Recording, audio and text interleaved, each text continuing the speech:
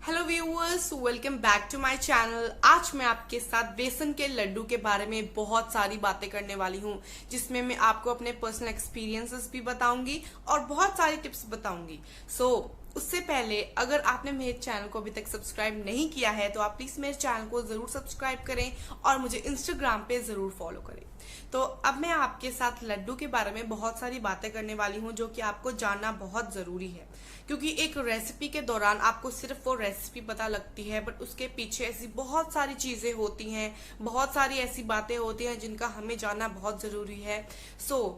आप अगर एक परफेक्ट बेसन के लड्डू अपने घर पे बनाना चाहते हैं तो आप उसे बहुत आसानी से बना सकते हैं। अगर आप फर्स्ट टाइम ये रेसिपी ट्राई करने जा रहे हैं तो आपके लड्डू फर्स्ट टाइम में ही बहुत अच्छे बनेंगे, बट उसके अलावा आपको बहुत सारी बातों का ध्यान रखना जरूरी है और बहुत सारी अवेयरनेस की जरूरत है इस रेसिपी को बनाते वक्त। तो सबसे पहले मैं आपके साथ बात करने वाली हूँ बेसन के लड्डू के इंग्रेडिएंट्स के बारे में।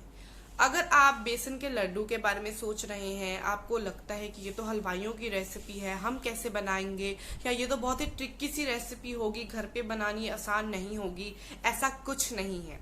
बेसन के लड्डू सिर्फ 4 से 3 इंग्रेडिएंट्स में ही बन जाते हैं। बस आपको उनके मेजरमेंट्स का ध्यान रखना पड़ेगा।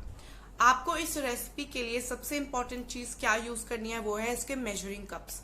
अगर आपके पास वो कप्स नहीं है तो आपको किसी भी किचन स्टोर से ये कप्स इजीली मिल जाएंगे। तो सबसे पहले मैं बात करूंगी, जो फर्स्ट स्टेप है हमारा वो है बेसन को भूनना। हम सबसे पहले इसमें बेसन यूज करते हैं।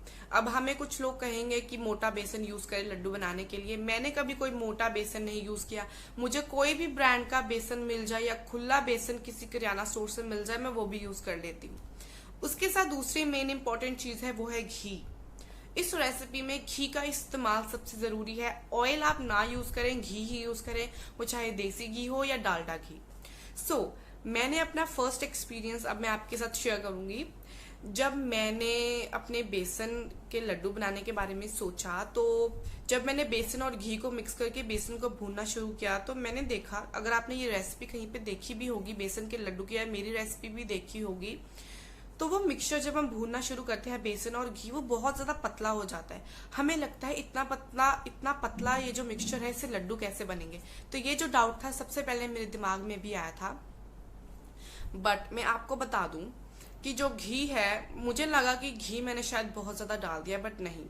इस कंफ्यूजन को दूर करने के लिए मैं हमेशा मेल्ट करके घी यूज करती हूँ, क्योंकि मुझे ऐसे लगता है सॉलिड घी को अगर आप मेल्ट करेंगे तो क्वांटिटी ज्यादा निकलेगी, जितनी हमें मेजरमेंट करके डालनी है उससे ज्यादा निकलेगी अगर आप सॉलिड को यूज करेंगे, और मेल्ट करने के बाद वो शायद ज्यादा हो जाएगा। मुझे नहीं पता, बट मुझे ये कंफ्यूजन थी। बट अब मैंने सॉलिड घी यूज किया था इस रेसिपी में।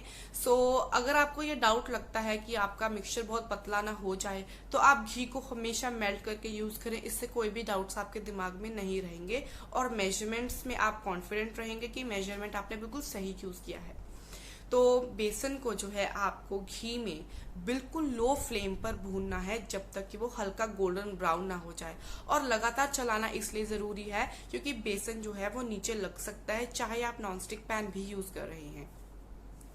तो जो आपका मिक्सचर होगा वो पतला ही होगा, घबराने की जरूरत नहीं है अगर आपने मेजरमेंट्स बिल्कुल सही यूज किए हैं। तो उसको आपको अच्छे से भूनना है।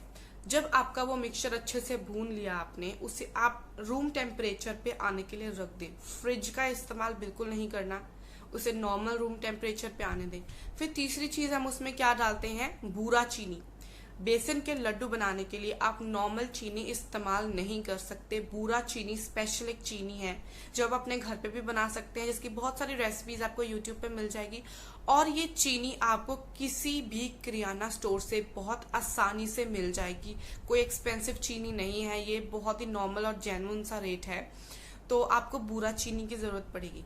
जब आपका मिक्सचर ठंडा हो जाएगा, नॉर्मल रूम टेम्परेचर पे आ जाएगा, आप उस मिक्सचर को टच कर पाएंगे, आपको तब चीनी को उसमें डालना है। अगर आप बहुत ही गर्म या हल्के गर्म, मीडियम गर्म मिक्सचर में चीनी डाल देंगे, आपका मिक्सचर और ज्यादा पतला हो जाएगा, जो कि आपको नहीं करना। ये था तीसरा स्टेप। अब चीनी डालने के बाद भी अगर आपने मेरी रेसिपी देखी होगी कि ये जो मिक्सचर है ये तो पतला ही है अभी भी, ये फिर लड्डू कैसे बनेंगे, तो मुझे डाउट कहाँ पे आया था कि शायद जो मैंने सॉलिड घी यूज किया था वो ज्यादा हो गया होगा मेल्ट करने के बाद। सो इसलिए मैं आपको पहले भी कहा था कि हमेशा मेल्टेड घी यूज करें, कोई भी कंफ्यूजन नहीं रहेगी। तो मुझे ये लगा, तो मैंने क्या किया, उसको सही करने के लिए मैंने ड्राई सूखे बेसन को बिना घी के अलग से भूनना शुरू कर दिया। अब भूनने में तो आपको 25 से 30 मिनट आराम से लग जाएंगे, तो मैंने डबल मेहनत करनी शुरू कर दी। इतनी गर्मी में मैंने दोबारा बेसन भूनना शुरू कर दिया, और जब तक मैंने उस बेसन को कम से कम 25-30 मिनट के लिए भून के अपने दूसरे मिक्सचर को देखा तो वो अपने आप सॉलिड हो गया था, और जब मैंने उसके लड्डू बनाए तो लड्डू भी बन गए। तो आपको डबल मेहनत करने की जरूरत नहीं है। अगर आपका मिक्सचर चीनी डालने के बाद भी पतला है, आपको घबराने की जरूरत नहीं है, क्योंकि अगर आप उसे 30 मिनट के लिए या 60 मिनट के लिए ऐसे ही छोड़ देंगे रूम टेम्परेचर पे, वो अपने आप हार्ड होना शुरू हो जाएगा, क्योंकि हमने उसमें जो चीनी डाली है, जो घी डाला है, वो हार्ड हो जाता है जब अपने नेचुरल फॉर्म में आएगा, और आपके लड्डू इजीली बन जाएंगे। बट अगर 1 घंटे के बाद भी आपका मिक्सचर पतला ही है तो वहां पे गड़बड़ हुई है। अब अगर आपका मिक्सचर 1 घंटे के बाद भी पतला रह गया तो इसका मतलब आपने घी ज्यादा डाल दिया। तभी मैं बार बार कह रही हूँ, घी को मेल्ट करके ही डालें, एग्जैक्ट क्वांटिटी पता लग जाती है, सॉलिड से हमें डाउट आ जाता है। अब यहाँ पे प्रॉब्लम ये आती है कि अगर आपका मिक्सचर पतला रह गया है तो आपने घी ज्यादा डाल दिया है, तो आपको इस केस में क्या करना है, जैसे कि मैंने किया, सूखे बेसन को दोबारा भूनना शुरू कर दें, एक अच्छे से कलर में वो जो आ जाए, हल्का सा ब्राउनिश कलर हो जाए। फिर जब तक आपके लड्डू नहीं बनने शुरू होते, आप एक एक चम्मच करके वो बेसन उसमें डालते रहें और मिक्स करते रहें। इससे आपके जो लड्डू हैं वो बनने शुरू हो जाएंगे। बट अगर आपका मिक्सचर बहुत ज्यादा ड्राई है, लड्डू बन नहीं रहे, टूट रहे हैं, इसका मतलब आपने घी कम डाल दिया। तो आपको क्या करना है, घी को दोबारा मेल्ट करना है। मेल्ट करके जब घी आपका ल्यूक वार्म हो जाए, गरम नहीं, ल्यूक वार्म हो जाए, फिर आप अपने मिक्सचर में डाल के उसे लड्डू बनाना शुरू कर दें। तो ये जो 2 तरीकों से आपकी रेसिपी कभी नहीं फेल होने वाली, क्योंकि ये एक ऐसी रेसिपी है, अगर कोई भी चीज कम ज्यादा हो जाती है तो उस प्रॉब्लम के बहुत सारे सॉल्यूशंस है उस रेसिपी को सही करने के लिए। सो अगर आपको ये प्रॉब्लम्स आ जाती हैं लड्डू बनाते वक्त, तो आपको निराश होने की जरूरत नहीं है कि आपने इतनी मेहनत की, आपके लड्डू नहीं बने। ये जो मैंने आपके साथ सॉल्यूशंस बताए, इन्हें अगर आप यूज करेंगे तो आप अपनी रेसिपी को सही कर सकते हैं।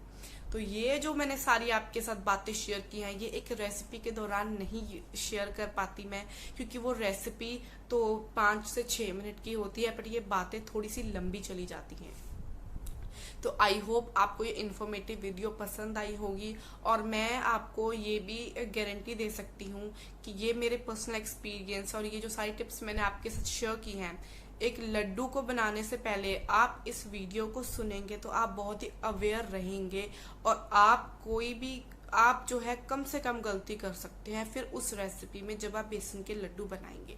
तो यही मेरा मोटिव है कि जो जो मुझे एक्सपीरियंसेस हैं मैं वो सारे आपके साथ शेयर कर सकूं, आपको अवेयर कर सकूं, और आपकी रेसिपी परफेक्ट ही बने।